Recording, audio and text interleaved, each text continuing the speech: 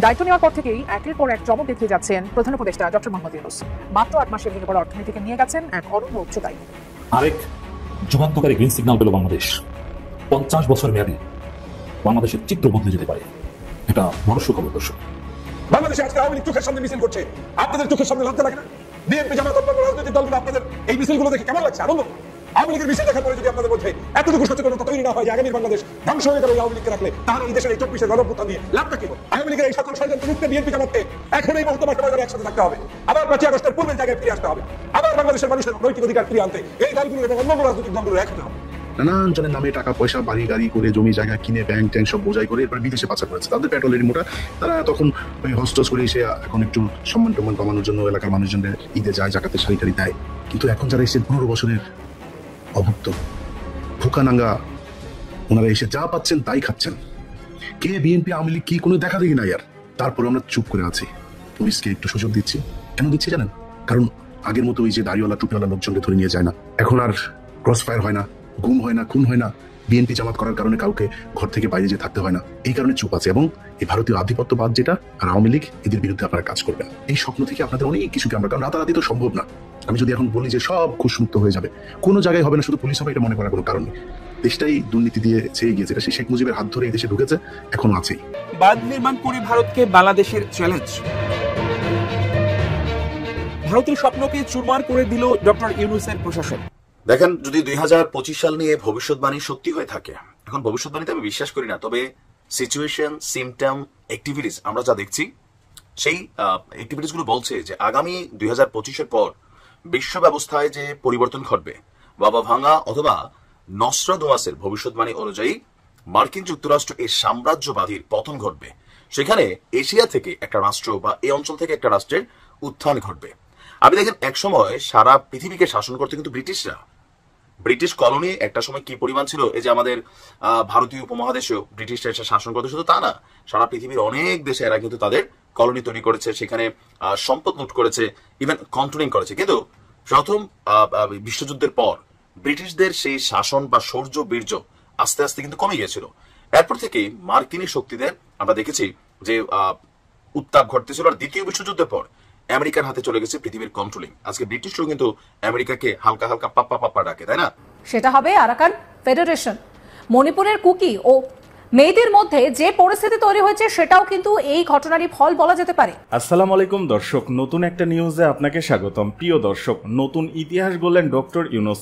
বাঁধ তৈরি করে ভারতকে বাংলাদেশের চ্যালেঞ্জ, দিল্লির স্বপ্ন ধূলিসাৎ। এদিকে ডোনাল্ড ট্রাম্প এবং ডক্টর ইউনূসের এক চালে বদলে যাচ্ছে বাংলাদেশের মানচিত্র। এবার রাখাইনের সকল গ্যাসের খনির নিয়ন্ত্রণ নিচ্ছে বাংলাদেশ। ভারত মিয়ানমারের ঘুম হারাম। ডক্টর ইউনূসের চালে দিশেহারা হয়ে মোদির পাগল প্রায় অবস্থা।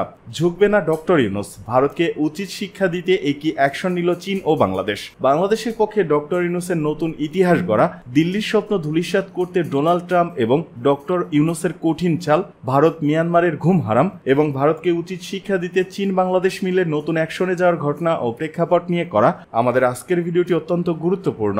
ভিডিওটি শুরু থেকে শেষ পর্যন্ত ধৈর্য সহকারে দেখে একটি লাইক দিয়ে সবাইকে শেয়ার করে দিন। আমাদের চ্যানেলে নতুন হলে চ্যানেলটি সাবস্ক্রাইব করে পাশে থাকা বেল আইকনে ক্লিক করে রাখুন। আমাদের ভিডিওটি আপনি বাংলাদেশের কোন জেলায় বসে দেখছেন বা শুনছেন, সেটি অবশ্যই কমেন্ট বক্সে কমেন্ট করে জানিয়ে দিতে ভুলবেন না। বাংলাদেশের উদ্দেশ্য একটাই, চট্টগ্রাম ও কক্সবাজার থেকে আরাকান প্রদেশে একটি করিডোর তৈরি হোক। সেই নাফ নদী বঙ্গোপসাগরে মিশেছে, সেই জায়গায় নাকি প্রচুর প্রাকৃতিক গ্যাসের সম্ভার রয়েছে। এখানে 2006 সালে ইন্ডিয়ান অয়েল গিয়েছিল। আরাকান প্রদেশের সকল গ্যাস কূপ বাংলাদেশের দখলে আসছে। না, আমরা নিজেরা বানিয়ে বলছি না, বরং পশ্চিমবাংলার মিডিয়া এমনটাই দাবি করছে। রোহিঙ্গাদের আরাকান থেকে বিতাড়িত করে ভারত এবং মিয়ানমার জান্তা সরকার মিলে আরাকান থেকে বৃহৎ পরিসরে গ্যাস উত্তোলনের পরিকল্পনা করেছিল। পরিকল্পনা মাফিক রোহিঙ্গা মুসলমানদের বাংলাদেশে জোরপূর্বক পাঠানো হয়। তবে এবার ভারত এবং মিয়ানমারের সেই পরিকল্পনা ভেস্তে যেতে চলেছে। রোহিঙ্গাদের বাংলাদেশের উপর চাপিয়ে দিয়ে গ্যাস উত্তোলনের স্বপ্ন ধ্বংস করে দিচ্ছে বাংলাদেশ এবং আমেরিকা। আরাকান আর্মিকে সহায়তার মাধ্যমে পুরো রাখাইনের নিয়ন্ত্রণ চলে আসতে যাচ্ছে বাংলাদেশের হাতে।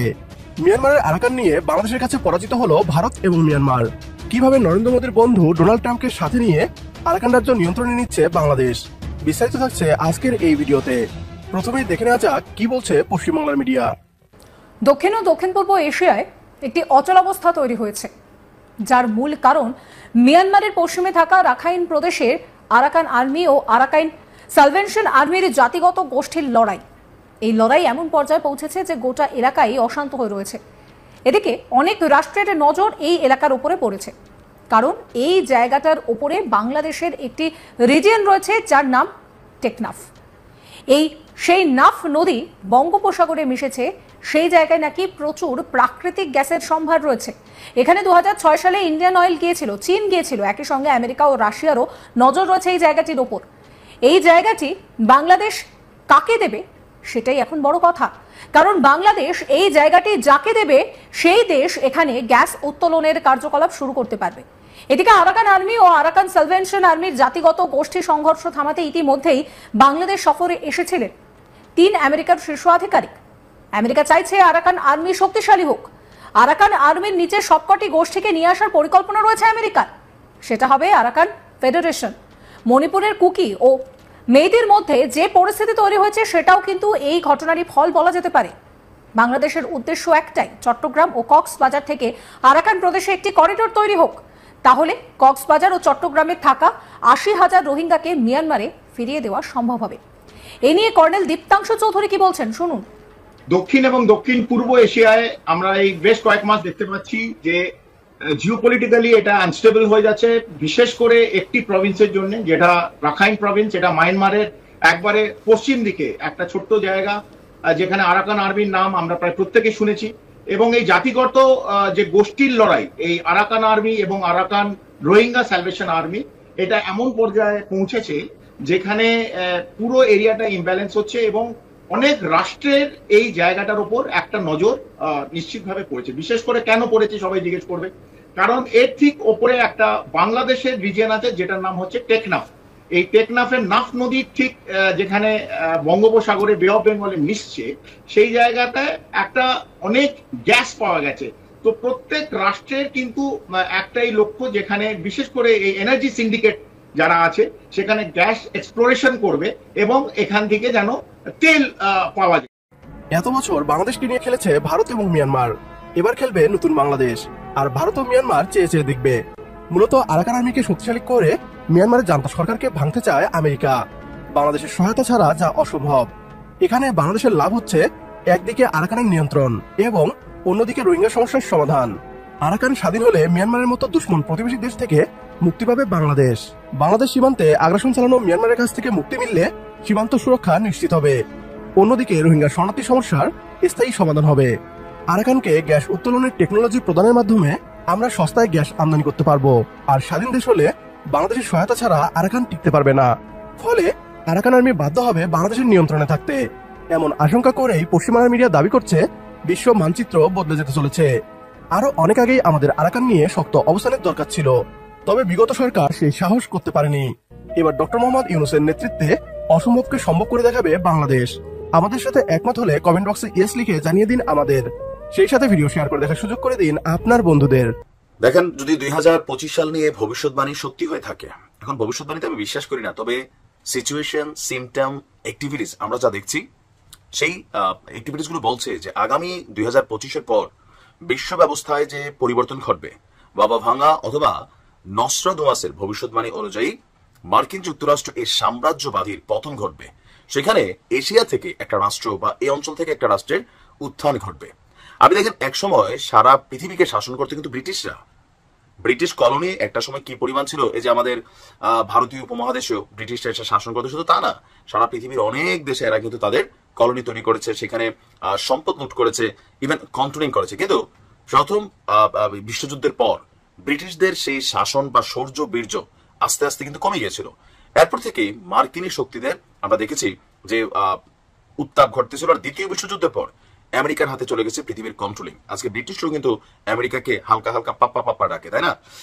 আর দ্বিতীয় বিশ্বযুদ্ধের পর থেকে আজকের দিন পর্যন্ত আমেরিকার যে শৌর্য বীর্য, এগুলোর কিন্তু পতন ঘটবে। ভবিষ্যৎবাণী তাই বলছে যে নতুন একটা শক্তি মানে সামনে আসবে। শক্তিটা কে হবে? সবকিছু ক্যালকুলেশন ঠিকঠাক থাকলে এটা হবে চীন। আপনি দেখেন, চীন এবং আমেরিকার শুল্ক বাণিজ্যের মধ্যে চীন গতকালকে আরেকটা ঘোষণা দিচ্ছে যে যেই সকল রাষ্ট্রগুলো আমেরিকার তেল তেলায়, এদেরকে হুঁশিয়ারি দিচ্ছে এত তেল তেলার কিছু নাই, তোমরা তোমাদের নীতিতে অটল থাকো। কিন্তু চীন হয়তো পারবে, আমরা আসলে ওই লেভেলে পারবো না। তবে আমরা না পারলেও আগামী দিনে চীনের সাথে বাংলাদেশের বন্ধুত্বটা কোন লেভেলে যাবে সেটার একটা ট্রেইলার আমরা বুঝতে পারছি। দেখেন, আওয়ামী লীগ সরকার পতনের পর ভারতের যে সাম্রাজ্যবাদী হস্তক্ষেপ ছিল বাংলাদেশ ইস্যুতে, ওটা কিন্তু অনেকটা বন্ধ হয়ে গেছে। এবং ডক্টর মোহাম্মদ ইউনূসের সরকারকে ঝুঁকানোর জন্য বা বাংলাদেশকে ঝুঁকানোর জন্য ভারত নানান পদক্ষেপ নিচ্ছে। ট্রান্সশিপমেন্ট সুবিধা বাতিল করছে। গতকালকে তারা বলছে যে তাদের উত্তর এবং পূর্ব রাজ্যাঞ্চলগুলোর মধ্যে যে যোগাযোগকারী রেল নেটওয়ার্কিং সিস্টেম, এটাও তারা বন্ধ করে দিয়েছে। তো তার মানে কি বাংলাদেশ ঝুঁকে যাবে? না। চীন চাচ্ছে বাংলাদেশকে তাদের পকেটে নিতে, আর বাংলাদেশ কি চাচ্ছে? বাংলাদেশও এই মুহূর্তে চাচ্ছে ভারতের সামনে ঝুঁকবে না, প্রয়োজনে চীনের পকেটে যাবে। বিষয়টা ওরকম আমার কাছে মনে হচ্ছে, কারণ বাংলাদেশ এবং চীনের দ্বিপাক্ষিক সম্পর্ক আরো গভীর করার প্রতিশ্রুতি দিয়েছেন প্রধান উপদেষ্টা ডক্টর মোহাম্মদ ইউনূস। গতকালকে আপনার রাষ্ট্রীয় অতিথি ভবন যমুনায় চীনের ইউনান প্রদেশের গভর্নর ওয়াং ইউবু, তার সঙ্গে একটা বৈঠকে তিনি বসেছিলেন। ডক্টর ইউনূস বলছেন এটি কেবল শুরু, আমরা এত কাছাকাছি অথচ এত দূরে কেন? চলুন এই ব্যবধানটাকে ঘুচিয়ে ফেলি। আশা করি আপনি, মানে ওয়াং ইউবুকে বলছেন, আবারও বাংলাদেশে আসবেন। আমরা শুধু ভালো প্রতিবেশী নয়, আরো ঘনিষ্ঠ প্রতিবেশী হতে চাই। আর আপনারা জানেন যে ইতিমধ্যে চীন ঘোষণা দিয়েছে বাংলাদেশে বিশাল আকারের কয়েকটা হাসপাতাল নির্মাণ করবেন, তাই না? যেন ভারতের প্রতি মানুষের যে চিকিৎসার শাস্ত্রের জন্য দৌড়াইতে হয় সেগুলো যেন না হয়, ইন্টারন্যাশনাল লেভেলের কয়েকটা হাসপাতাল তৈরি করে দিবে। এছাড়াও যুব বিনিময়, স্বাস্থ্যসেবা, শিক্ষা, বাণিজ্য সহ বিভিন্ন সহযোগিতামূলক উদ্যোগ নিয়ে এখানে আলোচনা হয়েছে। চীনের গভর্নর বলছেন যে ইউনান প্রদেশের একটি চীনা ব্যাংক ইতিমধ্যে ডক্টর ইউনূস প্রবর্তিত যে ক্ষুদ্র ঋণ পদ্ধতি সেটা গ্রহণ করেছে, মানে গ্রামীণ ব্যাংকের মতন সিস্টেমটাকে তারা গ্রহণ করেছে। এবং ইতিমধ্যে চীনের বহু মানুষ এই পদ্ধতির সুফল ভোগ করছেন। এমনকি তিনি দুই দেশের সামাজিক লক্ষ্যগুলোর মিল থাকার কথা উল্লেখ করছেন। আর সরকার, আমাদের ডক্টর ইউনূস, তিনি বলছেন যে তার সাথে সম্মতি জানিয়ে যে হ্যাঁ, আমরা এখানে সবকিছুই দুই দেশ একে অন্যের সাথে সহযোগিতামূলক যেতে চাই। আর পেশাগত প্রশিক্ষণ, ডিজিটাল ও ভাষা শিক্ষা, সামুদ্রিক খাবার, আম ও কৃষি পণ্য সহ বিভিন্ন খাতে বাণিজ্য বৃদ্ধির প্রস্তাব দিয়েছেন। আর প্রধান উপদেষ্টার বক্তব্য, বাংলাদেশি রোগীদের জন্য চীনের খুনমিয়ে 4টি হাসপাতাল নির্ধারণ সহ চিকিৎসা পর্যটন চালু করতে চীনের সহযোগিতা আপনার এক নতুন অধ্যায় তৈরি করেছে। সাম্প্রতিক সময়ে সফর নিয়ে তিনি বলছেন যে আমাদের লক্ষ্য হলো দ্বিপাক্ষিক সম্পর্ক আরো জোরদার করা, এমনকি কোনো একটি নির্দিষ্ট দেশের প্রতি আমার ধারণা যে এটা থাকা উচিত যে একটা দেশের প্রতি আমরা শুধু মানে ঝুঁকে গেলাম, বিষয়টা তা না। সবার প্রতি আমাদের কানেক্টিভিটি থাকতে হবে, আমাদেরকে রেসপেক্ট করতে হবে, ব্যবসা বাণিজ্য সহ সবকিছুতে আমাদের অধিকারটা বুঝে নিতে হবে, ঝুঁকা যাবে না। ভালোবাসার জায়গায় ভালোবাসা থাকবে, বন্ধুত্বের জায়গায় বন্ধুত্ব থাকবে, বাট উইথ রেসপেক্ট, এবং আমাদের যেটা পাওনা সেটাকে সম্মান রেখে। আরেক যুগান্তকারী গ্রিন সিগন্যাল পেল বাংলাদেশ। 50 বছর মেয়াদে বাংলাদেশের চিত্র বদলে যেতে পারে, এটা বড় সুখবর। দর্শক খবর, তিস্তা প্রকল্প নিয়ে ইতিবাচক চীন। তিস্তা প্রকল্প এটা শুধু একটা পানি ব্যবস্থাপনা নয় যে বাংলাদেশে এই শুকনো মৌসুমে পানি থাকে না। চীন বিশাল বিশাল মেগা বাঁধ নির্মাণ করবে, ড্যাম নির্মাণ করবে, বিশাল বিশাল রিজার্ভিয়ার নির্মাণ করবে, যেখানে পানি বড় বড় নদীতে যে পানি থাকে তার চেয়ে বেশি পানি থাকবে, এবং যখন পানি প্রয়োজন হবে কৃষক সেই রিজার্ভিয়ার থেকে পানি নিয়ে ব্যবহার করবে। শুধু এটা নয়, তিস্তা প্রকল্প বাংলাদেশে ভারতের হেজিমনি ধ্বংস করার সাথে একটা সম্পর্কিত বিষয়। তিস্তা প্রকল্পের সাথে ভারতের 7 সিস্টার্স এবং চিকেন নেকের স্ট্র্যাটেজিক অবস্থানের সম্পর্ক। ভারত কিছুতেই চায় না বা অতীতে হতে দেয়নি যে তিস্তা প্রজেক্ট বাস্তবায়ন হোক, যেহেতু ভারত তিস্তা চুক্তিও করবে না, এবং সেটা চীনের মাধ্যমে হোক। যদিও শেখ হাসিনা বলেছিলেন যে চীনকে দিব তিস্তা প্রজেক্ট, কিন্তু ভারত কিন্তু সেটা হতে দেয়নি। অর্থাৎ তিস্তা প্রজেক্ট বাংলাদেশের জিওপলিটিক্সের সাথে ওতপ্রোতভাবে জড়িত, বাংলাদেশের উত্তরাঞ্চলের লক্ষ কোটি মানুষের জীবনের সাথে সম্পর্কিত, বাংলাদেশের কৃষি এবং অর্থনীতির সাথে সম্পর্কিত। এক তিস্তা প্রজেক্ট উত্তরাঞ্চলের অর্থনীতির চিত্রকে বদলে দিতে পারে। দর্শক, যেহেতু ভারতের স্বার্থ বিরোধী কোনো কিছু যেটা বাংলাদেশের স্বার্থের জন্য যতই অনুকূল হোক, চীন ভারত সেটা কখনো করতে দেয়নি, বাধা দিয়েছে, এমনকি বিএনপি করতে পারেনি কিংবা পারবেও না। কিন্তু ডক্টর ইউনূস সেটা পারেন কিংবা পারবেন। ভারতের স্বার্থের জন্য সেটা যেরকমই হোক না কেন, বাংলাদেশের জন্য যদি সেটা ইতিবাচক হোক, সেটা বাস্তবায়ন হবে। এটা প্রফেসর ইউনূস করতে পারবেন, তাতে ভারত বাধা দিয়ে প্রফেসর ইউনূসকে আটকানোর কোনো সক্ষমতা রাখে না। তো দর্শক, তারই অংশ হিসাবে তিস্তা প্রকল্পে চীন ইতিবাচক। শুধু এটা না, 50 বছর মেয়াদী পানি ব্যবস্থাপনার প্রজেক্ট সাবমিট করতে চীনকে বলে এসেছে ডক্টর ইউনূস, এবং চীন এই সুযোগ হাতছাড়া করবে না। 50 বছর মেয়াদী বাংলাদেশের চিত্র বদলে যাবে। তিস্তা প্রজেক্ট যদি সফল হয়, তারপর আরো এরকম নানা স্ট্র্যাটেজিক প্রজেক্ট করা হবে। ভারত যেটা করতে দেয়নি, সোনাদিয়া ডিপ সি পোর্ট করতে দেয়নি, পরে মাতার বাড়িতে করতে হয়েছে, এবং সেখানে চীনের ইনভলভমেন্ট ভারত সহ্য করেনি এবং হাসিনা পারেনি, জাপানকে আনতে হয়েছে। কিন্তু ডক্টর ইউনূস এবার পারবেন, বাংলাদেশের বিশাল বিশাল ডিপ সি পোর্ট হবে, বাংলাদেশের ব্যবসা বাণিজ্যের চিত্র বদলে যাবে। এখন তো শুধু মংলা, পায়রা আর চট্টগ্রাম নিয়ে আছি, এরকম আরো হবে, চীন করে দিবে। এবং দীর্ঘমেয়াদে বাংলাদেশের চিত্র বদলে যাবে, চীনের ক্ষেত্রে সহায়তা করবে। ভারত তো আর পয়সা দিতে পারে না, ভারতের তো টাকা নেই, ভারত পারে ঠেকাতে, ভারতের দালালদের মাধ্যমে। কিন্তু এখন তো ডক্টর ইউনূস তাকে তো ঠেকাতে পারবে না। এই যে তিস্তা প্রকল্প নিয়ে ইতিবাচক চীন, এবং চীন ফিজিবিলিটি স্টাডি করছে, দফায় দফায় তাদের টেকনিক্যাল টিম এখানে আসছে, এর মানে তিস্তা প্রকল্প চীন নিয়ে আনুষ্ঠানিকভাবে দেওয়া হতে পারে, এমনিতে বেশি সময় লাগবে না। ডক্টর ইউনূস 2 বছর ক্ষমতা থাকতে পারলেই দেখবেন যে তিস্তা প্রকল্পের যথেষ্ট অগ্রগতি এবং চুক্তি হয়ে যাবে। প্রধান উপদেষ্টা high representative doctor Khalil Rahman বলেছে, খলিল রহমান কিন্তু উঁচু মাপের ডিপ্লোম্যাটিক জ্ঞান রাখেন। তার যে চমক, তার যে ক্যারিসমেটিক কোয়ালিটি, ডিপ্লোমেসিতে, সেটার মাধ্যমে ডক্টর ইউনূস এবং জাতি উপকৃত হবে। এবং খলিলুর রহমানকে পিনাকি ভট্টাচার্য বস মানেন। প্রধান উপদেষ্টা চীন সফরে গত 50 বছরের পানি সমস্যা নিয়ে আলোচনা হয়েছে। দেশটি তিস্তা প্রকল্পে ইতিবাচক প্রতিক্রিয়া জানায়। দেখেন, what is doctor Yunus? Doctor Yunus অন্য কেউ বলে ডিসেম্বর পর্যন্ত নিয়ে ভাবতো, কিন্তু ডক্টর ইউনূস ভাবেন 50 বছর নিয়ে। ডক্টর ইউনূসের মন মানসিকতা, চিন্তা দর্শন যে কতটা উঁচু মাপের, তাই 50 বছর মেয়াদী চিন্তা দর্শনের মাধ্যমে সেটা প্রমাণিত হয়। অথবা আমরা তাকে 5 বছর মধ্যে রাখার চেষ্টা করতেই পারি। রোববার 23 মার্চ দুপুরে রাজধানী ফরেন সার্ভিস একাডেমিতে প্রধান উপদেষ্টা চীন সফর নিয়ে এক সংবাদ সম্মেলনে কথা জানান তিনি বলেন, চীনের সাথে নদী ও পানি ব্যবস্থাপনা নিয়ে যে আলোচনা হয়েছে তার প্রতিফলন আগামীতে দ্বিপাক্ষিক চুক্তির মাধ্যমে দেখা যাবে। বাংলাদেশে আজকে আওয়ামী লীগ চোখের সামনে মিছিল করছে, আপনাদের চোখের সামনে লজ্জা লাগে না? বিএনপি, জামাত, অন্যান্য রাজনৈতিক দলগুলো আপনাদের এই মিছিলগুলো দেখে কেমন লাগছে? আনন্দ? আওয়ামী লীগের মিছিল দেখার পরে যদি আপনাদের মধ্যে এতটুকু সচেতনতা তৈরি না হয় যে আগামী বাংলাদেশ ধ্বংস হয়ে যাবে এই আওয়ামী লীগকে রাখলে, তাহলে এই দেশের এই 24-এর গণঅভ্যুত্থান দিয়ে লাভটা কি হল? আওয়ামী লীগের এই সকল ষড়যন্ত্র রুখতে বিএনপি, জামাতকে এখন এই মুহূর্তে মাঠে ময়দানে একসাথে থাকতে হবে। আবার 5 আগস্টের পূর্বের জায়গায় ফিরে আসতে হবে। আবার বাংলাদেশের মানুষের নৈতিক অধিকার ফিরে আনতে এই দলগুলোর এবং অন্যান্য রাজনৈতিক দলগুলোর এক হতে হবে। তো 16 বছরের কোনো গণতন্ত্র ছিল, একটা ভোট দিতে পেরেছেন? তো যেই 16 বছরে আপনি একটা ভোট দিতে পারেন নাই, সেই 16 বছর পরে আপনি আওয়ামী লীগকে নিয়ে চিন্তা কেন করছেন? আওয়ামী লীগের অস্তিত্বই তো আগামী 15 বছর পর্যন্ত নির্বাচনই আসতে পারার কথা না, ওকে ভোটই আনার কথা না, ও বাংলাদেশের কোনো জায়গায় থাকার কথা না, ওকে চিরদিনের জন্য মুছে দেওয়া দরকার। কিন্তু আমি কি এখন একেবারে এক্সক্লুসিভ বলতে গিয়ে আওয়ামী লীগকে পুনর্বাসনের জন্য মাঠে নেমেছেন? কেউ থাকতে পারবে না, কি বিএনপি আর কি জামাত, কারো অস্তিত্ব বাংলাদেশে আওয়ামী লীগ রাখবে না। সার নাম আওয়ামী লীগ না। আওয়ামী লীগ করলে তার মধ্যে কোনো গণতান্ত্রিক স্পেস থাকতে পারে না। বিএনপিকে জামাত শত্রু মনে করেন, জামাতকে বিএনপি শত্রু মনে করেন, কিন্তু আপনি কি মনে করেন যে জামাত বিএনপি আপনারা আপনাদের কাছে আওয়ামী লীগের থেকে বড় শত্রু হয়ে গিয়েছে? তাহলে এখনো কেন আপনাদের মধ্যে ঐক্য বিরাজ করবে? আমি বিশ্বাস করি বাংলাদেশের অনেক হয়ে গিয়েছে, অনেক আর না। এখন আপনাদের মধ্যে ঐক্য এবং ঐক্য প্রশস্ত করতে হবে, না হয় আওয়ামী লীগ চোখের সামনে দেখছি আওয়ামী লীগ ফেরত আসবে। বিএনপি, জামাত সহ রাজনৈতিক দলগুলোর আর ঐক্য হওয়ার প্রয়োজন নাই। সারা বাংলাদেশে আওয়ামী লীগ চলে আসুক, মিছিল চলুক, মিটিং চলুক, তারপরে আপনারা যখন এটার প্রায়শ্চিত্ত ভোগ করবেন তখন আপনারা ঐক্য হবেন। বাংলাদেশে আজও খুলনা সহ ঢাকার ধানমন্ডি অঞ্চল সহ বিভিন্ন জায়গায় আওয়ামী লীগের নিষিদ্ধ ঘোষিত এই অপবিত্র সংগঠনের নেতারা মিছিল করেছে, মিটিং করেছে। তারা পরিকল্পনা নিচ্ছে যে বড় আকারে বিভিন্নভাবে বিভিন্ন জায়গায় তারা সমাবেশ করার। গোপনে তারা ষড়যন্ত্র করে যাচ্ছে দেশের বিরুদ্ধে, মানুষের বিরুদ্ধে। আপনারা জানেন আমরা 5 আগস্টের পরে আওয়ামী লীগকে এমনভাবে ছাড় দেওয়া শুরু করেছি, ছাড় দিতে দিতে দিতে দিতে এখন তারা আপনাদের পথের কাটা হয়ে দাঁড়াচ্ছে, গলার কাটা হয়ে দাঁড়াচ্ছে। আপনাদেরকে এখন নতুন করে দংশন করার জন্য তারা প্রস্তুতি গ্রহণ করছে। একটা দল যার ন্যূনতম লজ্জা নেই, একটা দল যার ন্যূনতম শরম নেই, একটা দল যারা এত মানুষকে খুন করেছে, হত্যা করেছে, তারপরে কি করে বাংলাদেশের জনগণের কাছে মুখ দেখায়? কিন্তু তারা আজকে দিব্যি তারা মিছিল করছে, মিটিং করছে। বাংলাদেশের রাজনীতিতে আমি যেটা সবসময় বলে এসেছি যে আগামীর রাজনীতি টিকিয়ে রাখতে হলে বিএনপি, জামাতের ঐক্যবদ্ধ হওয়ার বিকল্প কিচ্ছু নেই। এবং বাকি রাজনৈতিক দল, যারা ফেসিবাদ বিরোধী রাজনৈতিক দল, প্রত্যেকের ভিতরে আপনার একটি জায়গায় ঐক্য হতে হবে, সেটা হচ্ছে আওয়ামী লীগ নিধন, ফেসিবাদের মূলোৎপাটন এবং ফেসিবাদী নেত্রী শেখ হাসিনার ইস্যুতে, যাতে করে তারা কোনো অবস্থায় বাংলাদেশের কোনো ইস্যুতে কোনো জায়গায় খবরদারি করতে না পারে, যাতে করে এই খুনি দল কোনো নির্বাচনে আসতে না পারে, যাতে করে এই খুনের দল তারা যাতে কোনো ধরনের মিছিল মিটিং করতে না পারে। কিন্তু আজকে অসহায়ের মতো তাকিয়ে থাকবেন অনেকেই, হঠাৎ করে মিছিল করবে, মিটিং করবে এবং মিছিলের মাত্রাটা একদিন ভোর রাত্রে করবে, একদিন ফজরের পরে করবে, একদিন ফজরের ইশরাকের নামাজের সময় করবে, এখন জোহরের সময় করবে, আর একদিন দেখবেন বিকেলবেলা সমাবেশ ডেকে বসে আছে। এই আওয়ামী লীগ, এটাই আমি সবসময় বলি যে আওয়ামী লীগের চরিত্রের কোনো পরিবর্তন হয় না, তাদের মধ্যে নিজস্ব কোনো অনুশোচনা কোনোদিন ছিল না, ভবিষ্যতেও থাকবে না। যারা ভাবছেন যে আওয়ামী লীগ আপনার কাছে ক্ষমা চাইবে, আওয়ামী লীগ রিফাইন হবে, আওয়ামী লীগ নতুন করে আসবে, কিচ্ছু না। আওয়ামী লীগ যেমন ছিল তেমনই থাকবে। আওয়ামী লীগ তাদের মতো করে সন্ত্রাস, চাঁদাবাজ, দুর্নীতি, দুষ্কৃতি, অন্যায়, অবিচার, জুলুম, নির্যাতন এগুলো করেই তারা মাঠে ময়দানে তাদের চরিত্রকে প্রকাশ করার চেষ্টা করবে। একদিনের ব্যবধানে আজ আবারও ঐক্যমত্য কমিশনের সঙ্গে বৈঠকে বিএনপি।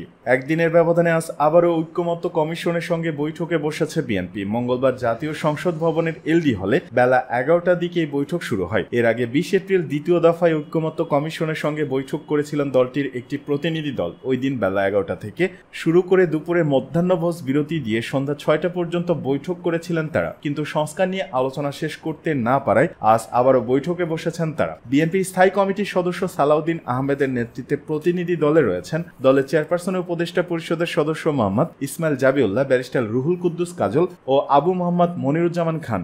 জাতীয় ঐক্যমত্য কমিশনের ভাইস চেয়ারম্যান, সংবিধান সংস্কার কমিশনের প্রধান অধ্যাপক আলী রিয়াজের সভাপতিত্বে বৈঠকে রয়েছেন কমিশনের সদস্য বদিউল আলম মজুমদার, ইফতেখারুজ্জামান, সফরাজ হোসেন এবং প্রধান উপদেষ্টার বিশেষ সহকারী মনিন হায়দার। গত 20 এপ্রিল ঐক্যমত্য কমিশনের সঙ্গে বিএনপির বৈঠকে এক ব্যক্তি 2 বারের বেশি প্রধানমন্ত্রী হতে পারবে না, এই প্রস্তাব সহ একাধিক বিষয়ে একমত হতে পারেনি। সেগুলো নিয়ে আজকের বৈঠকে আলোচনা হওয়ার কথা রয়েছে। প্রথম দফায় 10 এপ্রিল বিএনপি ঐক্যমত্য কমিশনের সঙ্গে বৈঠকে বসেছিল। কমিশনের তথ্য অনুযায়ী এখন পর্যন্ত 34টি রাজনৈতিক দলের কাছ থেকে তাদের মতামত পেয়েছে কমিশন।